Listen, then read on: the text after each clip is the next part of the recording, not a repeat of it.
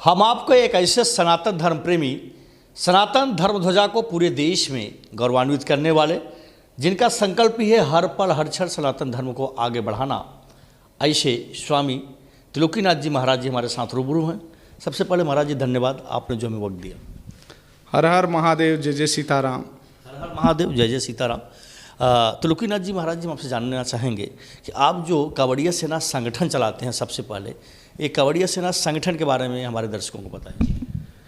कांवड़ यात्रा का एक महिमा त्रेता युग से चला आ रहा है और कांवड़ यात्रा की जो महिमा है, कांवड़िया सेना संगठन इस महिमा को पूरे देश में प्रचारित करने का, प्रचार प्रसार करने का कार्य कर रही है। क्यों और किस लिए कर रही है? ये भगवान भोलेनाथ के सभी भक्त हैं। कण कण में जहाँ जहाँ पे शंकर जी हैं, वहाँ वहाँ पे कांवड़िया परिवार है। कांवड़ का मतलब है भार उठाना। जो माता पिता का सेवा करता है, जो भार उठाता है, जो लोगों को जागरूक करता है, एक समाज का एक गठन करता है, वो भी कांवड़िया है। महाराज जी, कांवड़िया सेना संगठन की बात करें तो आप इस संस्था के राष्ट्रीय अध्यक्ष हैं, फाउंडर प्रेसिडेंट हैं। इस संस्था की शुरुआत आपने कब किया था? हम कांवड़िया स्वयं थे, हम कांवड़ यात्रा करते थे स्वयं।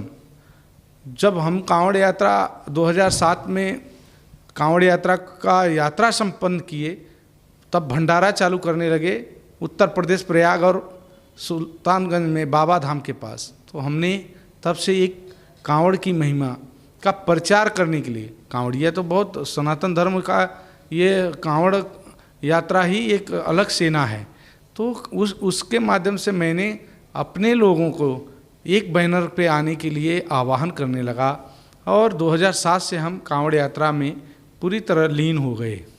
गुरु जी, आप कुछ अपने बारे में बताना चाहेंगे कि आपकी कर्मभूमि, जन्मभूमि कहाँ पे है और किस तरह से, जिस तरह से आप सनातन धर्म को आगे बढ़ाने के लिए पूरा देश भ्रमण करते हैं, कुछ अपने बारे में बताना चाहेंगे? नहीं, ये बहुत सही क्वेश्चन किया आपने। और मेरे लिए लोगों को, हर लोगों को, नए लोग मिलते हैं, उनको इच्छा भी है, पुराने लोग मुझे जिस तरह से देखे होंगे, मेरा कर्मभूमि महाराष्ट्र रहा है, मुंबई रहा है, मैंने लोगों के साथ काम किया है।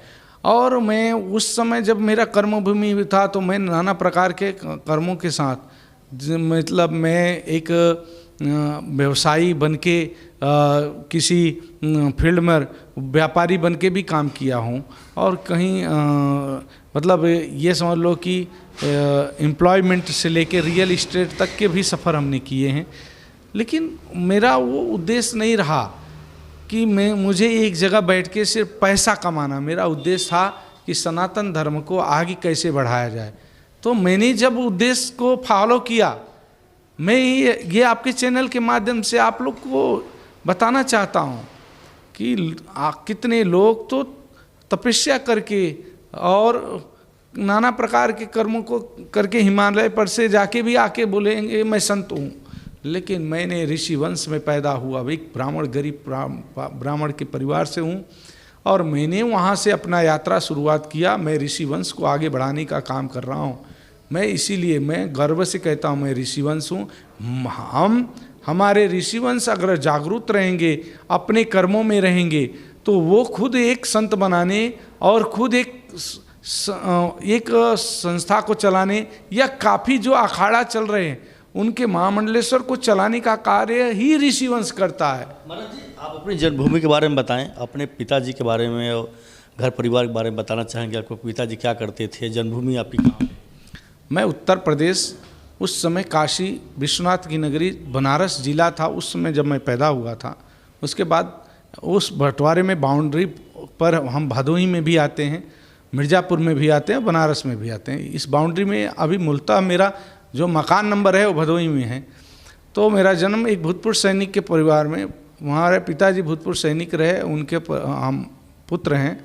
और पिताजी को भी हमारे चाइना और पाकिस्तान और नागालैंड जैसे देश सेवा, लड़ाई के लिए देश सेवा मिला और उन्होंने लड़ाई लड़ी और मेडल रखा हुआ है। तो वो भूतपूर्व सैनिक का लड़का होने के नाते मैंने वो सेना में काम किया। मैं सनातन धर्म को आगे बढ़ाने के लिए ये कांवड़िया सेना संगठन का निर्माण किया। महाराज जी, कांवड़िया सेना संगठन की बात करें तो जैसे कि आपने बताया आपके बैनर पे लगा है कि संपूर्ण भारत में काम करता है, तो संगठन खास तौर अभी किन किन राज्यों में सक्रिय रूप से काम कर रहा है? पूरे 7 स्टेट में, 7 राज्यों में, उत्तर प्रदेश, मध्य प्रदेश, बिहार, उत्तराखंड, पंजाब, हरियाणा, दिल्ली, गुजरात, राजस्थान, हैदराबाद, कर्नाटक, महाराष्ट्र में भी अभी कांवड़ की महिमा का जागरूक हुआ है।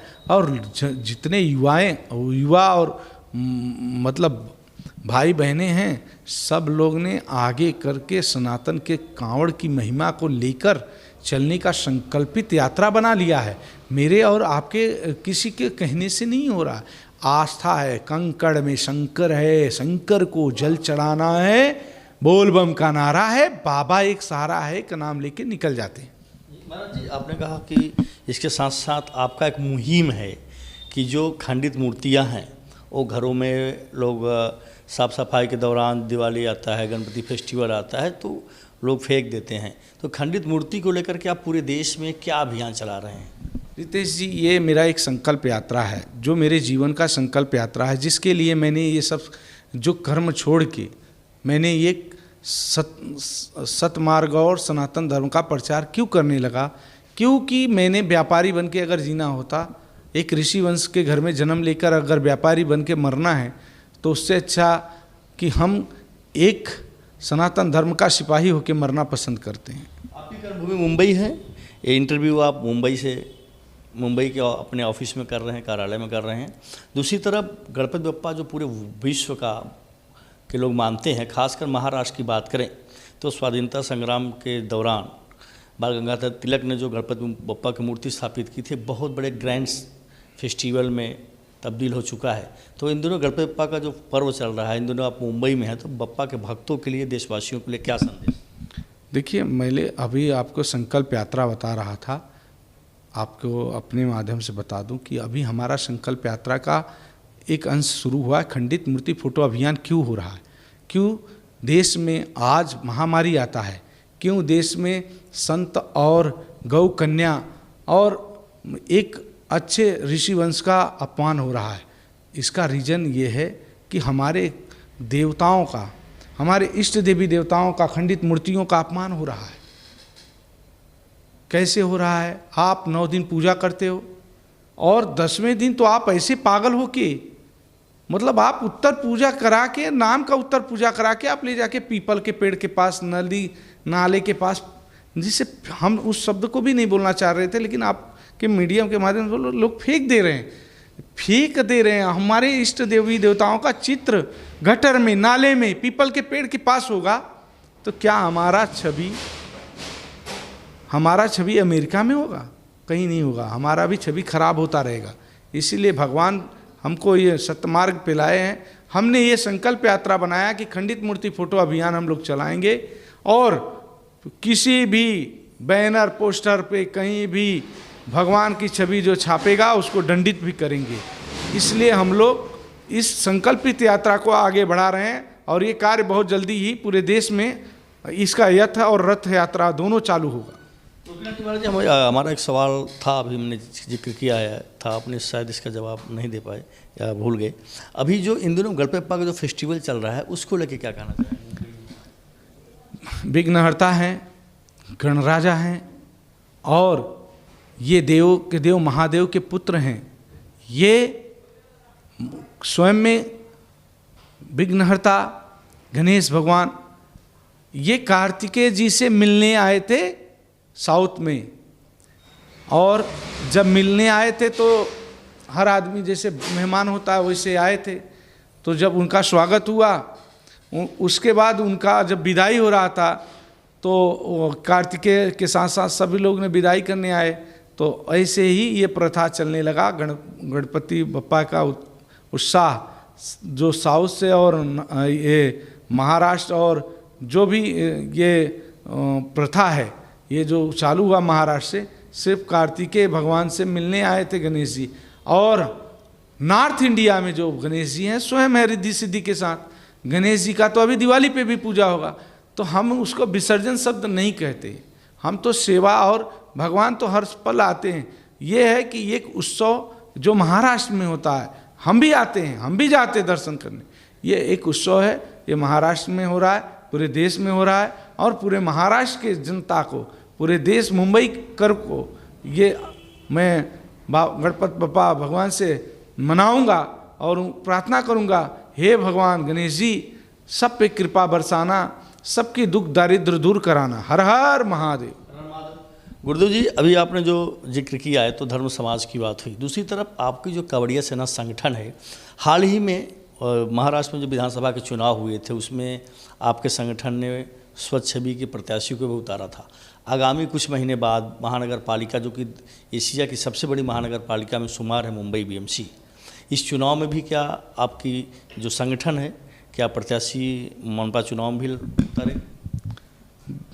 मैं आपके चैनल के माध्यम से बताना चाहता हूं, मैं मुंबई महाराष्ट्र में डिंडोसी विधानसभा जो है, डिंडोसी विधानसभा मेरा गांव है, मेरा कर्मभूमि है, मेरा क्षेत्र है। यहाँ मैं बच्चे की तरह मेरा उम्र मेरा यहाँ पड़ाव गुजरा हुआ है। अब मैंने यहाँ 15 साल दिया है, तो मैं डिंडोसी की जनता के साथ दुर्व्यवहार होते देख नहीं सकता। इसलिए मैं जब भी यहाँ कोई ज़रूरत पड़ती है तो मैं आता हूँ।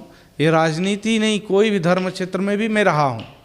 तो मैं ये, अगर डिंडोसी में नगर पालिका होने वाला है और नगर पालिका में कैंडिडेट अगर पार्टी, जैसे भारतीय जनता पार्टी का मैं सपोर्टर हूँ, तो अगर वो राष्ट्र के लिए काम कर रहा है और अगर वो काम राष्ट्र के नाम पे कर रहा है और राजनीति में अगर कैंडिडेट गलत चूज करता है तो मैं अपना कैंडिडेट स्वयं अपने प्रखर विचारों से उसको तैयार करके डिंडोसी का ही युवा, यहाँ डिंडोसी के वार्ड का युवा चुनाव लड़ेगा।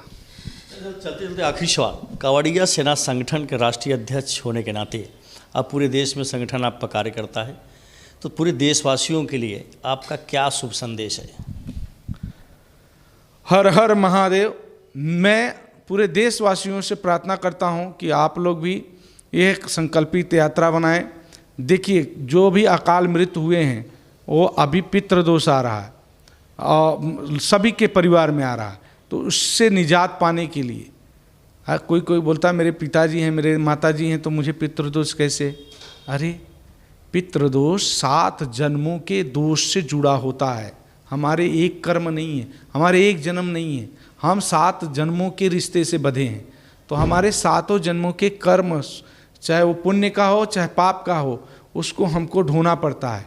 तो हम इस जन्म में अगर हमारे माता पिताजी हैं, लेकिन अगले जन्म में हमारे माता पिताजी या हमारे दादाजी, किसी भी एक पीढ़ी का हमारा अगर लगाव और रिश्ता बना हुआ है, टूट रहा है या वो पितृ में बना हुआ है, तो वो पितृदोष आज भी हमारे कर्मों को रोकता है। अब पितृदोष जिसके ऊपर है वो राजयोग नहीं कर पाता है। तो मैं आप लोग से कहूँगा कि जो ये पितृ का दिन आ रहा है, उस दिन आप संकल्पित होके अपने पितृदेव को मनाएं और पितृदेव का विधिवत पूजा करें और अपने पितरों को तर्पण करके और उनके पिंडदान का व्यवस्था करके करें। देखिए, जो अकाल मृत्यु मरे हैं, जो कोरोना काल में मरे हैं, हमारे संगठन का एक मुहिम चल रहा है देश में, पहले राजस्थान से चलेगा कि जो भी अकाल मृत्यु और जो कोरोना काल में लोग मरे हैं उनकी आत्मा की शांति के लिए हर जिले हर तहसील में एक एक भागवत और नारायण बड़ी करने का संकल्पित यात्रा कांवड़िया सेना संगठन कर रही है देश में। शुक्रिया हमसे बातचीत करने के लिए। ये थे कांवड़िया सेना संगठन के संस्थापक राष्ट्रीय अध्यक्ष त्रिलोकीनाथ जी महाराज, जिनका साफ तौर पे कहना है कि जो खंडित मूर्तियाँ लोग घरों से बाहर निकालते हैं, इन्हें सुचारू रूप से एक व्यवस्थित जगह गंगा में प्रवाहित करेंगे। साथ ही साथ इनका जो मुहिम है देशवासियों के लिए, ख़ास तौर पे संगठन जो समाज के लिए कार्य करता है और सामाजिक मुद्दे की बात करें, राजनीतिक मुद्दे की बात करें, तो उनकी जो संगठन है स्वच्छ छवि के प्रत्याशी को उतारता है। कैमरा पर्सन निकी पांडे के साथ रितेश पाठक, खबर इंडिया, मुंबई।